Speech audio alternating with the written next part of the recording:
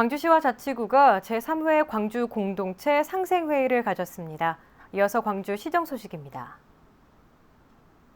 지난 2일 광주시와 자치구 간 교류 협력을 위한 제3회 광주 공동체 상생회의가 열렸습니다. 지난해에 이어 세 번째로 열린 광주 공동체 상생회의는 광주시와 자치구 간 유기적인 지원 및 협조 체계 구축을 위해 마련됐으며 자치구 부구청장과 시 본청 간부 등이 참석한 가운데 회의가 진행됐습니다. 이날 회의에서는 아시아 음식문화 지구 조성과 교육 명문도시 기반 조성, 광산형 복지 모델 마을 등대 확산 등 각 자치구별로 시민들을 위한 특색 있는 정책들을 소개했습니다. 이에 대해 광주시는 각 자치구와 협업할 수 있는 이를 파악해 도울 수 있는 부분은 검토하여 최대한 지원할 방침입니다. 광주시는 개학철을 맞아 인플루엔자 유행이 우려됨에 따라 예방 수칙 준수를 당부했습니다. 먼저 인플루엔자 의심 증상인 38도씨 이상의 발열을 동반한 기침이나 인후통이 있을 경우 전파되지 않도록 마스크를 착용하고 가까운 의료기관에서 진료받아야 합니다. 특히 인플루엔자 바이러스는 학교 등 집단 생활을 하는 곳에서 쉽게 전파될 우려가 있으므로 해열제 복용 없이도 24시간 동안 열이 나지 않는 것을 확인 후 학교에 등교할 것을 당부했습니다. 한편 광주시는 인플루엔자가 기침과 재채기를 할 시 침방울 등을 통해 전파되기 때문에 30초 이상 손 씻기와 기침 예절 지키기 등 예방수칙을 철저히 지켜줄 것을 권고했습니다. 광주시가 오는 5월 15일까지를 봄철 산불 조심 기간으로 정하고 산불 예방을 위한 대책을 추진합니다. 광주시는 이 기간 동안 자치구와 무등산 국립공원 등 7개 기관의 산불 방지 대책 본부를 운영하고 예방과 초동 진화 태세를 갖추는 등 산불 방지 대책을 진행합니다. 또한 22개 산불 방지 유관 기관과 유기적인 협조 체계를 강화하고 산불 취약 지역 72곳을 지정해 산불 전문 예방 진화대원과 산불 감시 감용 인력 180명을 집중 배치합니다.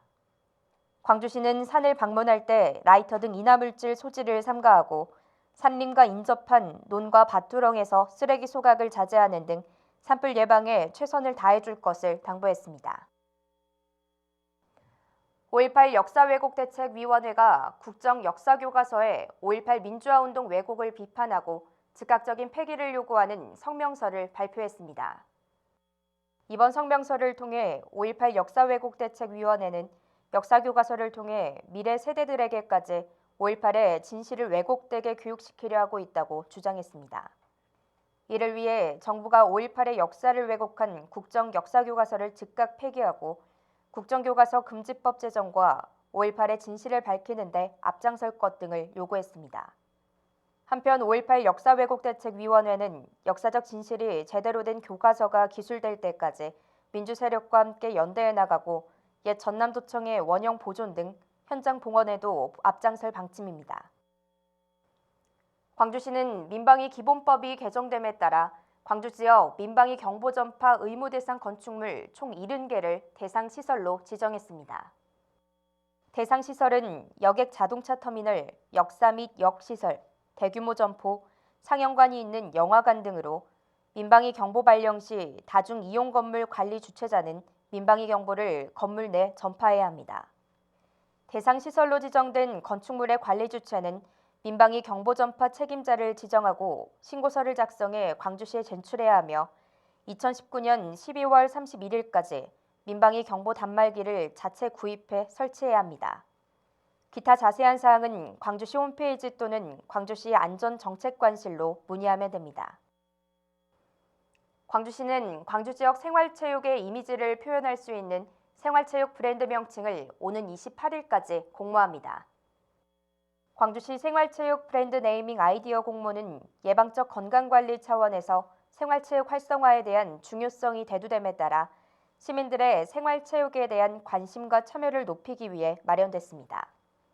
응모 자격은 국민과 외국인 누구나 응모할 수 있고 1인당 2건 이내로 출품 가능하며 수상작은 창의성과 상징성 등을 평가해 오는 3월 발표할 예정입니다. 한편 아이디어 응모 서식은 광주시 홈페이지 고시공고에서 내려받아 작성한 후 게시된 이메일로 제출하면 됩니다.